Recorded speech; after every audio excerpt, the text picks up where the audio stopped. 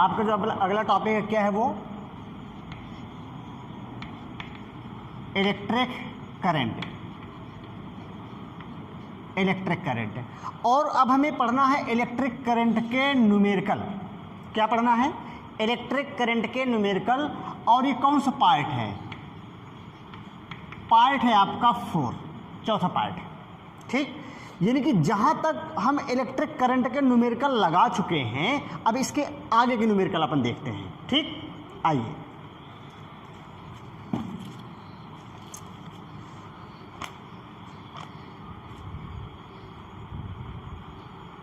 तो जैसा कि हम लोग इलेक्ट्रिक करंट के जो कुमार मित्तल की आपकी बुक है, कुमार मित्तल की बुक में जो हमने पार्ट नंबर 3 तक में क्वेश्चन लगा चुके हैं वो हो गए हैं 22 तक। ठीक, अब हम लोग लगाएंगे 23 से, जो आपका इसमें पार्ट नंबर 4 में जो पहला क्वेश्चन है वो कौन सा है? 24। क्या कह रहा है? एक R ओम प्रतिरोध के तार को खींचकर, एक R ओम का प्रतिरोध का एक कोई तार है, उसे खींचकर 3 गुनी लंबाई की जाती है। उसकी लंबाई कितनी की जाती है? 3 गुनी की जाती है। इस खींचे हुए तार को 3 बराबर भागों में बांट दिया जाता है, फिर इसे समांतर क्रम में जोड़ दिया जाता है। और आपको ये बताना है कि इसके पश्चात इसका परिणामी प्रतिरोध कितना होगा। ओके, आइए देखिएगा। आपके पास में एक कोई वायर है, इस प्रकार से एक कोई वायर है ये। ठीक, अभी इसकी जो लेंथ है वो लेंथ आपकी है अभी L, और इसका रेजिस्टेंस कितना है? R है। क्लियर? अब आपने किया क्या कि इसको खींच दिया, और खींच करके इसकी जो लेंथ है वो आपने कितनी कर दी? 3 गुनी कर दी। अब आपने इसकी जो लेंथ है वो बढ़ा करके 3 गुनी कर दी, कुछ इस प्रकार से कर दिया। ये 3 गुनी इसकी लेंथ कर दी। ठीक है, और 3 गुनी लेंथ कर दी। इनकी जो लेंथ है वो कितना हो गया? इसकी पहले की अपेक्षा, पहले के रिस्पेक्ट में 3 गुना। ठीक है, लेकिन एक बात और है कि ये पतली हो जाएगी। आपकी जो रॉड है यानी कि जो वायर है ये पतली हो जाएगी पहले की अपेक्षा। अब ये हो गया आपका 3L। और हमने आपको बताया था कि अगर किसी वायर को खींचकर उसकी लंबाई बढ़ाते हैं तो जो R डैश है उसका, ठीक है, यानी कि जो बाद वाला रेजिस्टेंस है वो किस प्रकार से बढ़ जाता है? थ्योरी क्लास में आपने पढ़ा है, ये बढ़ता है n² इंटू R के फॉर्म में। ओके, अब कितना गुना आपने इसको बढ़ाया? 3 गुना। तो R डैश की वैल्यू कितनी हो जाएगी? R डैश हो जाएगा आपका 3 त्रिका 9, यानी कि 9R हो जाएगा। मेरी बात एकदम क्लियर है? अब आपने किया क्या, यानी कि ये हो गया इसका जो रेजिस्टेंस है, इसका जो टोटल रेजिस्टेंस आया वो आपका आ गया 9R। ठीक, फिर आपने क्या किया? इस वायर को, ये जो आपका वायर है, इसको आपने 3 इक्वल पार्ट में डिवाइड कर दिया, फर्स्ट, सेकेंड, थर्ड। ठीक है, तो जब आपने 3 इक्वल पार्ट में इसको डिवाइड करा तो इसका रेजिस्टेंस कितना हो जाएगा? 3R। इसका भी रेजिस्टेंस कितना हो जाएगा? 3R। इसका भी रेजिस्टेंस कितना हो जाएगा? 3R। तो 3R के रेजिस्टेंस का वायर आपका बन जाएगा। अलग अलग काट दिया इसको। फिर आपने किया क्या कि इसको सबको आपने पैरेलल जोड़ दिया। इसका रेजिस्टेंस 3R, तो इसका रेजिस्टेंस आपका 3R ये। ठीक, इसका रेजिस्टेंस कितना? 3R, तो इसका रेजिस्टेंस भी आपका 3R ये। अब इसका रेजिस्टेंस कितना? 3R, इसका भी 3R ये। सबको आपने पैरेलल जोड़ दिया इस प्रकार से, यूं ऐसा ये जोड़ दिया। अब आपसे पूछता है कि इसका, जैसे हमने इसको पैरेलल जोड़ा वैसे इसका नेट रेजिस्टेंस कितना हो जाएगा? ये भी 3R है, ये भी 3R है, और ये भी क्या है आपका? 3R है। अब आपसे R नेट पूछ रहा है, तो R net is equal to क्या हो जाएगा? जैसा कि हमने आपको थ्योरी क्लास में पढ़ाया था। ठीक है, तो थ्योरी क्लास में हमने इसका कॉन्सेप्ट पढ़ाया था कि कोई भी एक रेजिस्टेंस, तो कोई भी एक रेजिस्टेंस 3R, और जितने रेजिस्टेंस है उसका अपान, तो कितने रेजिस्टेंस है? 1 2 3, तो ये हो जाएगा 3। तो R net is equal to कितना हो जाएगा? ये हो जाएगा R। तो पुनः आपका कितना आ गया? इसका रेजिस्टेंस R है। क्वेश्चन है आपका क्वेश्चन नंबर 24। क्या कह रहा है? आपसे कह रहा है कि 1 किलोग्राम तांबे का कोई एक गोला है। आपके पास 1 किलोग्राम तांबे का कोई गोला है, ये है 1 kg। ओके, तांबे का कोई एक गोला है। इसको जब अपन ने कट किया, इसको कट करने के बाद इसके आधे टुकड़े को 1 मिलीमीटर मोटे तार में, इसको 1 मिलीमीटर मोटे तार में, और इसके दूसरे आधे टुकड़े को 2 मिलीमीटर मोटे तार में कन्वर्ट किया जाता है। तो आपको ये बताना है कि दोनों का रेजिस्टेंस का यानी कि प्रतिरोधों का अनुपात कितना होगा। क्लियर? तो आइए जरा देख लीजिए, इसके रेजिस्टेंस को हमने मान लिया R और इसके रेजिस्टेंस को हमने मान लिया R डैश। ओके, अब आपको मालूम है, जैसे कि आपको थ्योरी क्लास में पढ़ाया गया कि रेजिस्टेंस डायरेक्टली प्रोपोर्शनल होता है उसके रेडियस का। ठीक है, यानी कि जो रेजिस्टेंस होता है वो डायरेक्टली यानी कि इनवर्सली प्रोपोर्शनल होता है 1/r⁴ के। ये थ्योरी क्लास में आपको पढ़ाया गया। तो अगर अब आप यहाँ पर ध्यान से देखें तो R डायरेक्टली प्रोपोर्शनल टू किसके हो जाएगा, 1/r⁴ ये वाला, और R डैश की अगर बात करें तो ये कितना हो जाएगा 1/, ठीक है, ये हो जाएगा चूंकि 2 गुना इसका 2 मिलीमीटर, तो इसको हम क्या कर लेंगे 2r का होल ऑफ यानी कि पावर 4 हो जाएगा। R की वैल्यू ये। ओके, अब आप अगर ध्यान से देखें, अगर अब आप यहां पर ध्यान से देखें तो इसको पलट दीजिए, तो R/r dash is equal to कितना हो जाएगा 1/r⁴ इंटू ये हो जाएगा 2r⁴। ओके, अब R/r dash is equal to कितना हो जाएगा, इसको लिख सकते हैं 16r² और अपान कितना हो जाएगा r²। ओके, r² से r² क्या हो जाएगा, कैंसिल आउट हो जाएगा। तो यहाँ पर हमारे पास आ जाएगा R/r dash is equal to 16/1, या इसी चीज को आप लिख सकते हैं कि R/r dash is equal to हो जाएगा 16/1। मेरी बात एकदम क्लियर है? चलिए,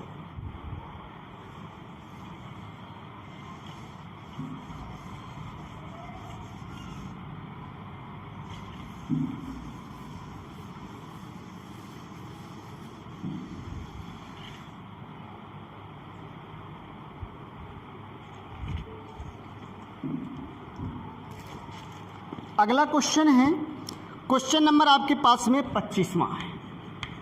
25वां क्वेश्चन क्या कह रहा है, 25वां क्वेश्चन कह रहा है कि तांबे के एक समान द्रव्यमान के 2 तार, तांबे के 2 तार हैं, एक तार आपका ये है और एक तार आपका ये है। ओके, एक तार आपके पास में ये है।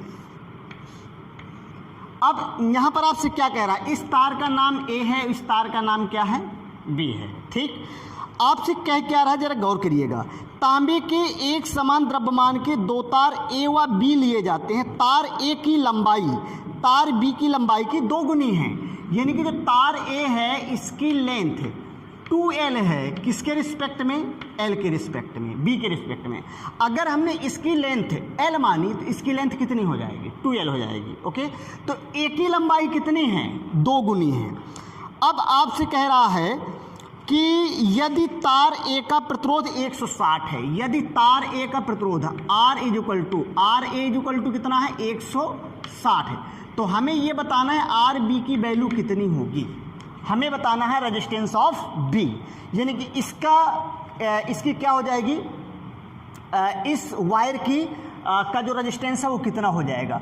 अब हमने आपको बताया था कि अगर किसी वायर की लेंथ को क्या कर दिया जाए, n गुना कर दिया जाए। अगर हमने कहा कि चलो यार इसका लेंथ अगर हमने L मान ली थोड़ी देर के लिए, तो इसका अगर ये 2 गुना है तो ये कितना हो जाएगा L/2 हाफ। तो अगर n गुना कर दिया जाए, मेरी बात क्लियर है, तो R डैश अगर ये 2 गुनी है तो ये इसकी क्या हो जाएगी, आधी हो जाएगी। भाई इसका रेजिस्टेंस दिया गया है, हमें इसका निकालना है, तो अगर ये 2 गुना है तो ये क्या हो जाएगा, आधा हो जाएगा। हमें क्या निकालना है, RB निकालना है। तो RB इक्वल टू कितना हो जाएगा, N² इंटू RA। ओके, अब ये जो n है वो किसका है, वो इसका है, इसके रिस्पेक्ट में ये आधा है, तो n गुना हो जाएगा, मतलब हाफ का स्क्वायर इनटू कितना हो जाएगा 160। ओके क्लियर, RB की वैल्यू। अब अगर आप ध्यान से देखें तो RB इज इक्वल टू कितना हो जाएगा, इसे आप लिख सकते हैं 1/4 इंटू 160। अब इसको आप कैंसिल करिए तो RB की वैल्यू कितनी निकल के आ गई भाई, 40 ओम। क्या मेरी बात एकदम क्लियर है भाई। अब अगला क्वेश्चन है, क्वेश्चन नंबर आपका 26। क्या कह रहा है, एक तार है और तार का जो प्रतिरोध है वो कितना है, 16 ओम है। एक तार है इस प्रकार से और इसका जो प्रतिरोध है वो कितना है, R इक्वल टू है 16 ओम।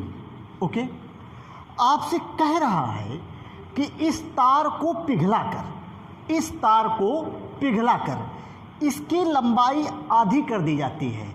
तो अगर इसकी लंबाई आधी कर दी जाए तो इसका नया प्रतिरोध कितना होगा, यानी कि हमें निकालना है R डैश। ओके, और जैसा कि हमने आपको बताया था कि R डैश इक्वल टू क्या हो जाएगा, n स्क्वायर इंटू R, और इसको पिघलाकर इसकी लंबाई क्या कर दी जाती है, आधी, तो n की वैल्यू क्या हो जाएगी, हाफ। ओके, अब अगर यहाँ पर ध्यान से देखें तो R डैश इक्वल टू कितना हो जाएगा, हाफ का स्क्वायर इंटू कितना हो जाएगा, ये 16। ठीक है, अब इसे आप लिख सकते हैं 1/4 गुणे कितना हो जाएगा 16, तो नया रेजिस्टेंस आपका कितना आ जाएगा, 4 चुके 16 यानी कि 4 ओम। बहुत ही आसान क्वेश्चन है, बहुत कुछ खास नहीं है, आसानी से इनके आंसर आ जाते हैं। क्वेश्चन नंबर है आपका 27। ये 27 नंबर का क्वेश्चन है। देखिए क्या कह रहा है, आपसे कह रहा है कि एक 20 सेंटीमीटर लंबाई के एक तार है, ये एक तार है जिसकी लंबाई कितनी है, 20 सेंटीमीटर है। ओके, अब आपसे कह रहा है कि यदि इस तार की लंबाई में 25% की वृद्धि कर दी जाए। क्या कह रहा है, अगर इस तार की लंबाई में 25% की वृद्धि कर दी जाए, तो इसकी लंबाई में अगर हम 25% की वृद्धि कर दें तो 25% की वृद्धि करेंगे तो टोटल नई लंबाई कितनी हो जाएगी, 20 प्लस, और 25% की इसमें वृद्धि की गई है तो 20 गुणे 25/100। ओके, 0 से 0 कैंसिल, 25 दूनी 50 तो 5 आ जाएगा, तो L dash is equal to हो जाएगा 20 प्लस 5, तो जो नई लंबाई आ जाएगी कितनी आ जाएगी, 25 सेंटीमीटर। आपसे कह रहा है कि इस तार की लंबाई में 25% की अगर वृद्धि कर दें, ठीक है, तो जो बढ़ी हुई लंबाई है, जो नई लंबाई है इसमें कितने प्रतिरोध की प्रतिशत वृद्धि हो जाएगी, तो इस लंबाई के तार में कितनी प्रतिशत वृद्धि होगी हमें ये बताना है। ओके, तो नया प्रतिरोध में जो नया तार है उसके प्रतिरोध में प्रतिशत वृद्धि, नए तार के प्रतिरोध में प्रतिशत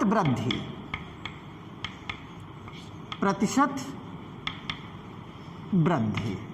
ठीक, तो देखिए R डैश अपन को निकालना है, R डैश में प्रतिशत वृद्धि कितनी हो जाएगी, तो R डैश में प्रतिशत वृद्धि जो हो जाएगी वो कितना हो जाएगा, यानी कि बढ़ी हुई लंबाई, तो बढ़ी हुई लंबाई का स्क्वायर माइनस प्रारंभिक लंबाई का स्क्वायर अपान प्रारंभिक लंबाई का स्क्वायर इंटू 100%। इसे आप लिख सकते हैं 625 माइनस 400 अपान 400 इंटू 100%। ठीक, अब इस 0 से ये 0 कैंसिल आउट हो जाएंगे, यहाँ पर कितना आ जाएगा, यहाँ पर आपका आ जाएगा 225 अपान कितना 4। अब जब आप इस चीज़ को कैलकुलेट करेंगे तो ये कितना आ जाएगा, 56.25%। तो जो नया तार है, जो नया तार आया है ये 25 सेंटीमीटर, इसके रजिस्टेंस में 56.25 की वृद्धि हो जाएगी। क्या मेरी बात एकदम क्लियर है? अगला क्वेश्चन है आपके पास में 28। तो देखिए ये क्वेश्चन आपसे क्या कह रहा है। क्वेश्चन नंबर है 28। आपसे कह रहा है कि 220 वोल्ट का एक बल्ब है, आपके पास एक बल्ब है, इस प्रकार का एक बल्ब है और ये कितने का है, 220 वोल्ट पर, 220 वोल्ट पे चल सकता है, ठीक है। और इस बल्ब में 0.2 एम्पियर की धारा बह रही है, इस बल्ब में 0.2 एम्पियर की धारा बह रही है। क्लियर है? चलो भाई, अब फिर क्या कहता है, इसके तंतु की लंबाई 22 सेंटीमीटर है। ये जो इसका तंतु है इसकी लंबाई कितनी है, 22 सेंटीमीटर। क्लियर? अच्छा, फिर क्या कह रहा है, तंतु के पदार्थ का विशिष्ट प्रतिरोध 7 × 10⁻⁻5 है। तो इसका जो विशिष्ट प्रतिरोध है रो कितना दिया गया, 7 × 10⁻⁻5 और ओम सेंटीमीटर ये दिया गया है। आपसे कह रहा है कि तार के व्यास की गणना करनी है, तो हमें क्या बताना है, इस तार का व्यास बताना है। ये जो तंतु है इसका व्यास बताना है। ठीक, आइए देखते हैं। तो जैसे कि आपको मालूम है कि सबसे पहले तो आप रो देख लीजिए, दिया गया है, हमें लेंथ दी गई है। अगर रेजिस्टेंस मिल जाए तो मेरा काम बन जाएगा। तो रेजिस्टेंस तो बड़े आराम से निकाला जा सकता है। अच्छा, तो देखिए R = आपको मालूम है कि B = क्या होता है, सबसे पहली चीज, चलिए ठीक है रेजिस्टेंस से निकाल लेते हैं। V = क्या होता है, I × R होता है।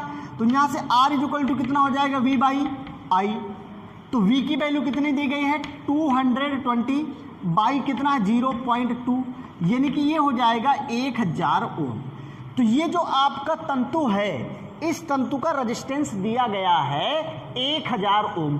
ठीक, अब आगे इसके बाद अगर आप ध्यान से देखें तो मुझे निकालना है, व्यास निकालना है, यानी कि रेडियस से अपन का निकाला है। तो रेडियस के लिए अपन को क्या पता होना चाहिए, इसका एरिया। चलिए आपको पुनः उसी पिछले वाले एक फार्मूले पे लिए चलते हैं। क्या होता है, R = ρ×L/A होता है। चलिए भाई, तो R = आप क्या लिख सकते हैं, ρ×L/πr²। R मतलब इसकी रेडियस, इस तंतु की रेडियस। ठीक है, अगर मुझे रेडियस मिल जाएगा तो व्यास तो 2 गुना होता है। तो आइए इसकी गणना करिए। तो अगर अब आप ध्यान से देखें तो इस R² को यहाँ पे ले आइए, R² आपका इधर आ जाएगा, ये हो जाएगा ρ×L/π×R। ओके, चलिए, तो अगर अब आप यहाँ पर ध्यान से देखें तो R² = रो की वैल्यू कितनी दी गई है, ये 7 × 10⁻⁻5 कितना दिया गया है, -5। तो आप इसको -5 लिख लीजिए ऐसा। अब L की वैल्यू कितनी दी गई है, ये 22 सेंटीमीटर दिया गया है। तो अगर अब आप इसको ध्यान से देखें तो इसको 22 लिख सकते हैं। क्लियर? इसके बाद पाई का मान कितना हो जाएगा, पाई का मान आप लिख सकते हैं 22/7 हो जाएगा। और R यानी कि इसका रेजिस्टेंस है, तो रेजिस्टेंस कितना है, 1000, तो 10⁻3। क्लियर है? अच्छा, अगर ध्यान से देखें तो क्या 22 से 22 कैंसिल आउट हो जाएगा, बिल्कुल। इस 7 को आप कहाँ ले जाइए, ऊपर ले जाइए।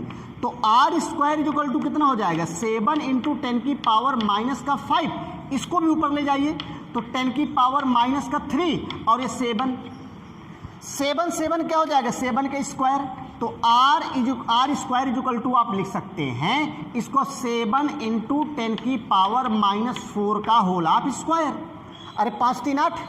अब इस स्क्वायर से स्क्वायर क्या हो जाएगा, कैंसिल आउट।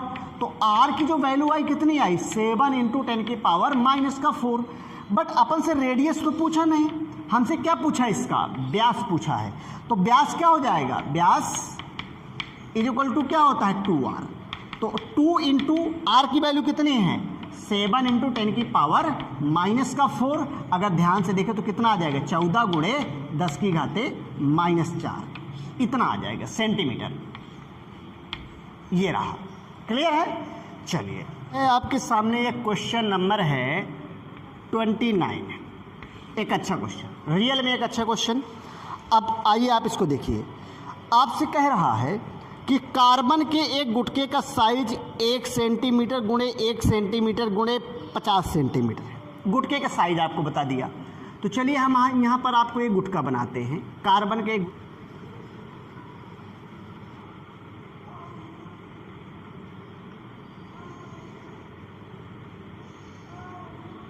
ये कार्बन का एक गुटका हो गया ये। अब आप जरा ध्यान दीजिएगा, ये वाली जो लेंथ है इस लेंथ को अपन ने मान लिया 1 सेंटीमीटर, और ये वाली जो लेंथ है इसे भी अपन ने मान लिया 1 सेंटीमीटर ये। और जो ये वाली लेंथ है, ये वाली लेंथ, इस लेंथ को अपन ने मान लिया 50 सेंटीमीटर ये, ठीक। अब आप ध्यान से देखो तो एक तो आपका ये वाला पार्ट हो गया, ये वाला पार्ट, यूं ये वाला पार्ट है ये, तो ये स्क्वायर पार्ट हो गया। इसी प्रकार से एक ये वाला भी आपका स्क्वायर पार्ट हो गया, ये वाला, ठीक। आपसे कह रहा है, जरा ध्यान दीजिए, एक अच्छा क्वेश्चन है। आपसे कह रहा है कि गुटके के वर्गाकार सिरों के बीच तथा दो आयताकार विपरीत फलकों के बीच कार्बन का विशिष्ट प्रतिरोध 3.5 गुणे 10 की घाते -3 ओम सेंटीमीटर है। तो इसका जो विशिष्ट प्रतिरोध है वो रो इक्वल टू कितना दिया गया है? रो इक्वल टू आपको दिया गया है 3.5 गुणे 10 की घाते -3, 10 की घाते -3 ओम सेंटीमीटर, ये दिया गया है, ठीक है। आपसे पूछ रहा है कि दो जगह से आपको इसका प्रतिरोध बताना है। क्या बताना है? प्रतिरोध। तो गौर करिएगा, आइए देखते हैं। सबसे पहले आपको ये बताना है कि इन दो वर्गाकार फलकों के बीच, इन दो वर्गाकार फलकों के बीच में इसका रेजिस्टेंस कैसा होगा। तो देखिए, वर्गाकार फलकों के बीच कैसा होगा, जरा देख लीजिए। सबसे पहली कंडीशन, वर्गाकार फलकों के बीच प्रतिरोध, वर्गाकार फलकों के बीच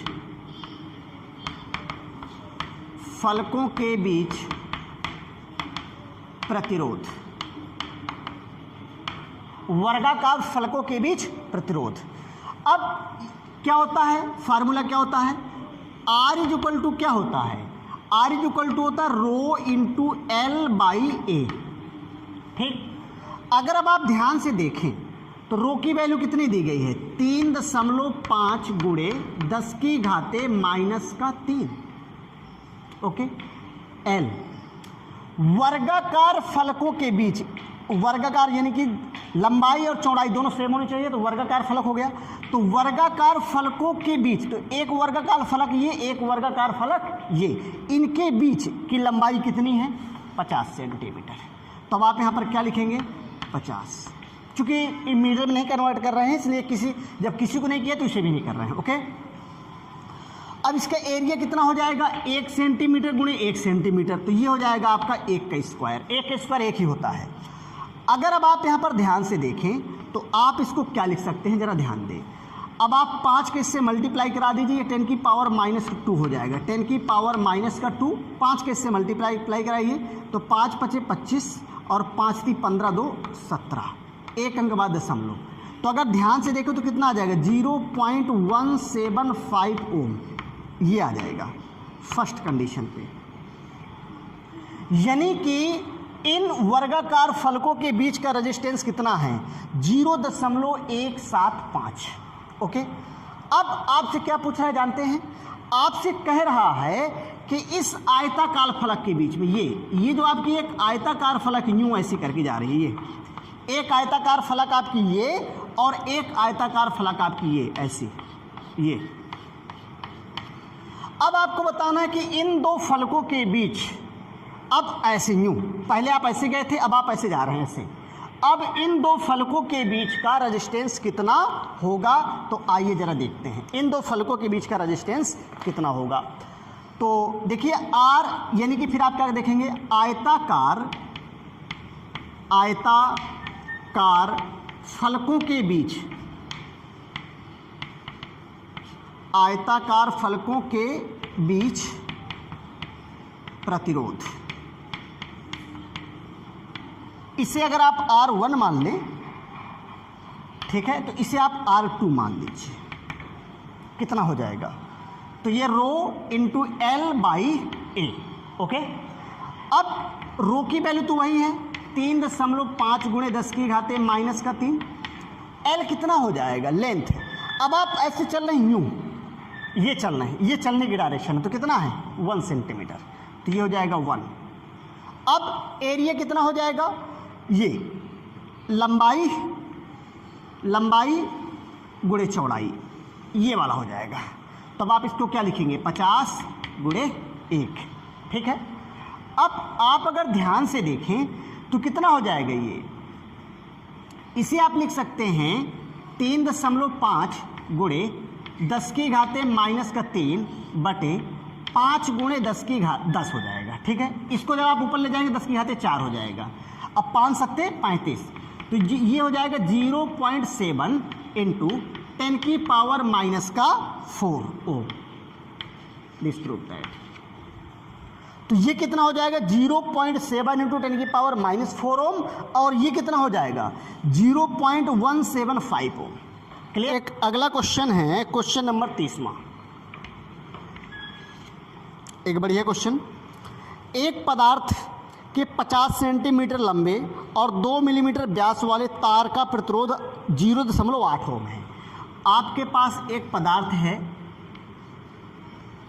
और ये तार है उसका, ठीक है। आपसे कह रहा 50 सेंटीमीटर लंबा है, L इक्वल टू कितना है? 50 सेंटीमीटर, ठीक है। और इसका व्यास कितना है?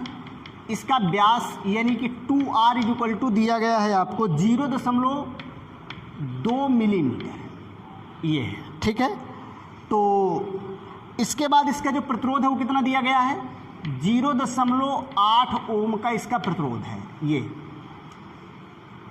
इसको अपन मान लेते हैं R, ठीक। अब आपसे कह रहा कि एक अन्य पदार्थ ये एक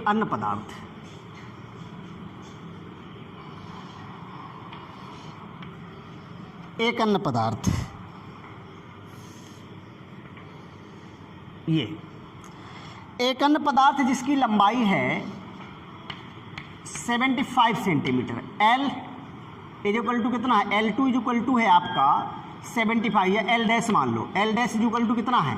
75 सेंटीमीटर, ठीक है। इसका व्यास है, इसका व्यास दिया गया है 2R इक्वल टू कितना दिया गया है? 1 मिलीमीटर, 0.1 मिलीमीटर ये दिया गया है। और इसका जो प्रतिरोध है कितना दिया गया है? इसका प्रतिरोध R डैश इक्वल टू दिया गया है 1.5 ओम। इसका विशिष्ट प्रतिरोध बताना है और इसका विशिष्ट प्रतिरोध बताना है, और इन दोनों के विशिष्ट प्रतिरोध का अपन को अनुपात बताना है, ठीक है। देखिए कोई खास नहीं है, आराम से निकल आएगा। अगर अब आप ध्यान से देखें तो आपको मालूम है कि R इक्वल टू कितना होता है? रो इंटू L बाई ए, ठीक। तो रो कितना हो जाएगा? रो इक्वल टू हो जाएगा RA बाई L, ठीक है। तो अगर हम रो डैश की वैल्यू बात करें, रो की बात करें, तो रो इक्वल टू कितना हो जाएगा? R into A by L, ठीक। अब आप अगर ध्यान से देखें तो R की वैल्यू कितनी है यहाँ पर? 0.8 R की वैल्यू है, और A की वैल्यू यहाँ पर कितनी हो जाएगी? चूंकि अगर इसके रेडियस की बात करें, इसके अगर आप रेडियस की बात करें तो रेडियस कितना हो जाएगा? 0.1 मिलीमीटर, या इसी को लिख सकते हैं 1 इंटू 10 की पावर माइनस का 4। तो रेडियस हो जाएगा, तो आप इसको पाई R स्क्वायर लिखेंगे तो इंटू कितना हो जाएगा? पाई R की वैल्यू कितनी है? R की वैल्यू हो जाएगी 1 इंटू 10 की पावर माइनस 4 का स्क्वायर। और L कितना है भाई? L है आपका 50 सेंटीमीटर, तो इसको आप क्या लिखेंगे? 50 गुणे 10 की घाते माइनस का 2। क्लियर? अब इसी प्रकार से अगर आप R डैश की रो डैश की बात करें तो रो डैश कितना हो जाएगा? Rho dash is equal to ये हो जाएगा R dash into A dash by L dash is equal to, तो R डैश की वैल्यू कितनी है? R डैश 1.5, और यहाँ पर A डैश की वैल्यू कितनी हो जाएगी? ये हो जाएगा पाई इंटू, अब आप इसको कितना लिख सकते हैं? R, इसका R कितना हो जाएगा? इसके आर को आप लिख सकते हैं 0.05 मिलीमीटर हो जाएगा ये। तो इसे आप लिख सकते हैं 5 × 10⁻⁻5। तो आप इसको लिख सकते हैं 5 × 10⁻⁻5 का होल ऑफ स्क्वायर बाई कितने डिस्टेंस है 75 सेंटीमीटर। तो आप इसको लिख सकते हैं 75 × 10⁻²। क्लियर है। अब आप इसको डिवाइड कर दीजिए ऐसे इस प्रकार से डिवाइड, चूंकि अपन को अनुपात है रेशियो तो निकालना है। तो row by row dash is equal to कितना हो जाएगा। अगर अब आप ध्यान से देखें तो पाई और पाई ये वाली चीज कैंसिल आउट हो जाएगी। चलिए लेकिन एक साथ ही करते हैं अपन। तो 0.8 इंटू पाई इंटू कितना हो जाएगा 1 × 10⁻⁻8। कोई दिक्कत। चलिए और बाई कितना हो जाएगा, बाई आपका हो जाएगा 50 × 10⁻⁻²। अब आप इसको करिए, ये वाली चीज आपके ऊपर चली जाएगी। तो 75 × 10⁻² बाई, अब आप इसको क्या लिख सकते हैं 1.5 इंटू पाई इंटू ये हो जाएगा 25 × 10⁻⁻10। क्लियर है। अब आप अगर ध्यान से देखें तो इस पाई से पाई क्या हो जाएगा, कैंसिल आउट हो जाएगा। अब इस 2 से ये वाला 2 भी कैंसिल आउट हो जाएगा। 25 दूनी 50 हो जाएगा, 25 × 3 = 75 हो जाएगा। क्लियर है भाई। अब अगर ध्यान से देखें तो ये कितना हो जाएगा 0.4 हो जाएगा। अब आप अगर ध्यान से देखें तो 5 × 3 = 15 यानी कि 0.5 हो जाएगा। और कुछ कट रहा है। अब इस 10 को आप कहाँ ले जाइए, ऊपर ले जाइए। तो क्या ये मेरा 100 बना लेगा, बिल्कुल 100 बनाएगा। तो अब आप इसको क्या लिख सकते हैं 0.4 इंटू 10⁻⁻8 है, या डायरेक्ट आप कर लीजिए इसको आप लिख सकते हैं 100 है। इसको ऊपर ले जाएंगे प्लस का हो जाएगा। तो 10⁻8 प्लस के 8 से कैंसिल आउट, तो 10⁻2 बच जाएगा। तो इसको अपन ने 100 लिख दिया। ठीक है। अब यहाँ पर दूसरी कोई चीज़ अब बची नहीं है। अब अपान में इसके पास भी यहाँ पर कोई दूसरी चीज़ नहीं रह गई है। अब ये वाला अपने पास बचेगा, कितना बचेगा 0.5 और इंटू कितना हो जाएगा, ये हो जाएगा 25। बस इतना बचा। अब इसको आप क्या लिख सकते हैं 25 × 100 4, दशमलव से दशमलव कैंसिल आउट हो जाएंगे। तो अब आप इसको क्या लिख सकते हैं, ये वाली चीज़ हो जाएगी row by row dash is equal to कितना हो जाएगा भाई, आप इसको लिख सकते हैं 4 × 16 और ये कितना हो जाएगा 5। तो इसका जो रेशियो निकल के आया आप क्या लिख सकते हैं रो अनुपाते row dash is equal to 16:5। Disprove that. Clear है भाई। क्या ये क्वेश्चन सबको समझ में आ गया है, कोई खास नहीं, बहुत आसान है लगाना। बस इतना है कि क्वेश्चन को पहले समझिए, अच्छे से पढ़िए और इसके बाद लगाइए। और कोशिश करिए कि आप स्ट्रक्चर बना के, चित्र बना करके आप सवाल हल करिए। ओके।